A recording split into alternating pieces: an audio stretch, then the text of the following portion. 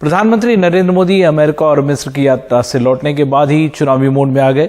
मध्य प्रदेश की जमीन से पीएम मोदी ने विपक्ष की एकता पर चोट किया है तो साल के आखिर में होने जा रहे मध्य प्रदेश विधानसभा चुनाव के साथ साथ 2024 के लोकसभा चुनाव का भी शंखनाद किया है। पीएम मोदी ने विपक्ष की एकजुटता के चक्रव्यूह को तोड़कर चुनाव जीतने का एक नया मंत्र दे दिया है। देखते हैं ये रिपोर्ट। एक तरफ अमेरिकी कांग्रेस में अमेरिका के नेता। नमस्कार।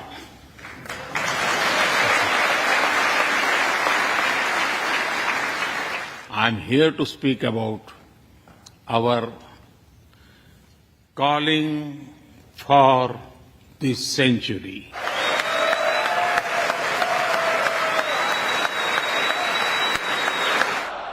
दूसरी तरफ भोपाल में बीजेपी के कार्यकर्ता। एक तरफ विदेश में कूटनीति। But I am delighted to see you come together today to celebrate the bond between world's two great democracies, India and the United States.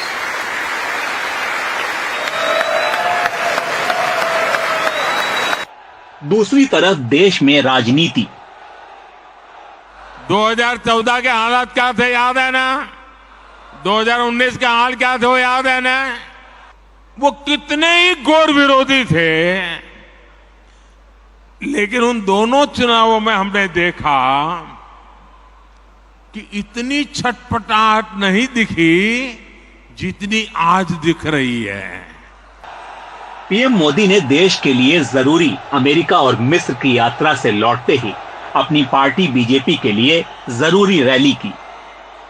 हमको गरीब को मुसीबत से मुक्त करना है। आप गांव के लोगों को सरकार की योजना के बारे में जानकारी देने के लिए सोशल मीडिया पर अपने गांव का, बूथ का ग्रुप बना सकते हैं। जब पीएम मोदी अमेरिका और मिस्र में थे तो यहाँ देश की राजनीति में काफी कुछ घट रहा था। पटना में विपक्षी एकता को लेकर एक बड़ी बैठक हो गई। पहली बार राहुल और ममता एक मंच पर दिखाई दिए। कोई ताज्जुब नहीं है कि अमेरिका से लौटते ही पीएम मोदी ने इस विपक्षी एकजुटता की जुगत पर हमला बोला। गौरव हो रहा। कुछ दिन पहले इनकी एक फोटो ऑप कार्यक्रम हुआ था। पानी पी पी कर कोसा करते थे, गालियां देते थे। अब उन लोगों को आगे जाकर वो साष्टांग प्रणाम कर रहे हैं, नतमस्तक हो रहे हैं। पीएम मोदी ने भोपाल से मध्य प्रदेश विधानसभा चुनाव ही नहीं 2024 लोकसभा चुनाव के लिए भी बिगुल फूंक दिया। आजकल हम देख रहे हैं कि यूनिफॉर्म सिविल कोड के नाम पर ऐसे लोगों को भड़काने का काम हो रहा है।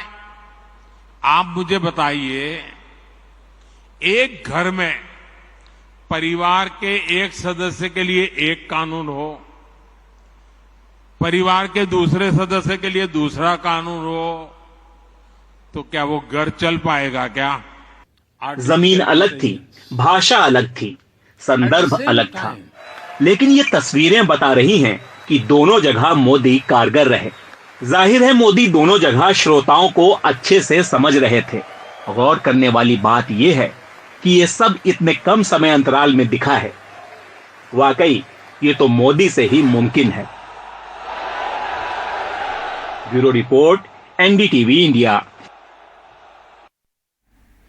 और कांग्रेस नेता राहुल गांधी 29 और 30 जून को हिंसाग्रस्त मणिपुर का दौरा करेंगे। राहुल गांधी इस दौरे में राहत शिविरों में जाएंगे, इम्फाल में सिविल सोसाइटी के प्रतिनिधियों से मिलेंगे और चुराचांदपुर भी जाएंगे। राहुल गांधी के दौरे की जानकारी देते हुए कांग्रेस महासचिव वेणुगोपाल ने कहा, ये मानवीय त्रासदी है और ऐसे वक्त में हमारी जिम्मेदारी है कि हम लोगों के बीच मोहब्बत का संदेश दें, ना कि नफरत का।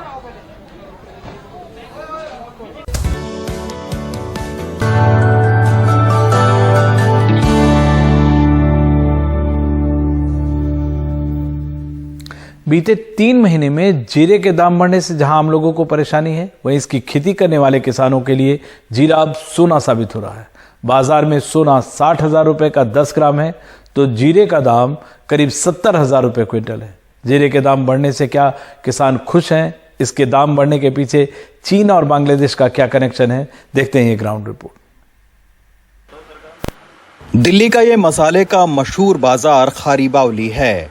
यहाँ जीरे के दाम ने ऐसा महंगाई का तड़का लगाया है जिससे ग्राहक ही नहीं, सालों से जीरे का कारोबार करने वाले व्यापारी भी हैरान हैं। बीते 3 महीनों के दौरान जीरे के दाम पर नजर डालें तो मार्च में जीरा 280 रुपए प्रति किलो, अप्रैल में 350 रुपए प्रति किलो, मई में 500 रुपए किलो और जून में 700 रुपए प्रति किलो है। खारी बावली में जीरे के कारोबारी 40 साल के रवि कुमार बताते हैं कि उनकी जानकारी में जीरे का दाम इतने कभी नहीं बढ़े। इस साल 40 लाख बोरी की क्रॉप थी अपने गुजरात और राजस्थान की मिला के, तो लगभग 25 लाख माल सेल हो चुका है। जिस हिसाब से डिमांड ज़्यादा आ रही है इसका, तो सर रेट और इंक्रीज होंगे सर इसके अंदर, लगभग 800 के आसपास आने की उम्मीद है सर। समझ में नहीं आया जरा, अभी 2-3 महीने पहले 260-300 रुपये, 260 के करीब था, 260-300 के, और अब दे रहे हैं 700 रुपये। लेकिन क्या सही में जीरा किसानों के लिए सोना साबित हो रहा है? ये जानने हम जीरे के सबसे ज्यादा पैदावार करने वाले राजस्थान के जोधपुर मंडी पहुंचे। यहाँ हमें भोपालगढ़ के किसान मोहन राम मिले। पिछले साल 10 बीघे में 20 बोरी जीरे की पैदावार हुई थी, लेकिन इस साल ज्यादा गर्मी के चलते जीरे के कम पैदावार पर भी खुश हैं। पिछले साल सर 10 बीघे में खेती थी, 25 बोरी जीरा हुआ। अब की साल 10 बीघे में 5-7 बोरी जीरा हुआ, और पिछले साल इस बार 19 से 22,000 भाव थी, अब की बार 50 से 58,000 रुपये है। हम बहुत खुश है, भाव अच्छे है। दरअसल पूरी दुनिया में राजस्थान और गुजरात का जीरा सबसे बेहतर माना जाता है। इसके चलते चीन और बांग्लादेश इसके सबसे बड़े खरीदार हैं। लेकिन इस साल बदलते मौसम के चलते जीरे का उत्पादन कम हो रहा है। जानकार मानते हैं कि ग्लोबल वार्मिंग का असर सिर्फ जीरे पर ही नहीं बल्कि कई फसलों पर पड़ रहा है। पहली बात तो यह है कि जो जीरे की फसल की अगर हम बात करें तो उसमें एक जो फैक्टर है वो तो बिल्कुल क्लियर है कि भाई मौसम के बदलाव से पैदावार में जो फर्क पड़ रहा है या ड्रॉप हो रहा है पैदावार में, ये सिर्फ इंडिया में नहीं, सारे ग्लोबल एक ये फिनोमेना है जो हम देख रहे हैं। ये इसलिए भी महत्वपूर्ण है क्योंकि हम जानते हैं कि ग्लोबल वार्मिंग हो या एल नीनो आ रहा है वो हो या और भी फैक्टर हो जिसमें कि ग्रीन हाउस गैस एमिशंस जिस तरीके से बढ़ती जा रही हैं खेती से और बाकी सेक्टर से भी, तो उसके करके खेती पर ही उसका एक अनुकूल जो इम्पैक्ट है वो हमारे सामने आ रहा है। पिछले साल पूरे जीरे की फसल देश भर में 75 से 80 लाख बोरी की थी, और पिछले जब सीजन चालू हुआ उस समय 35 लाख बोरी कैरी ऑन स्टॉक था।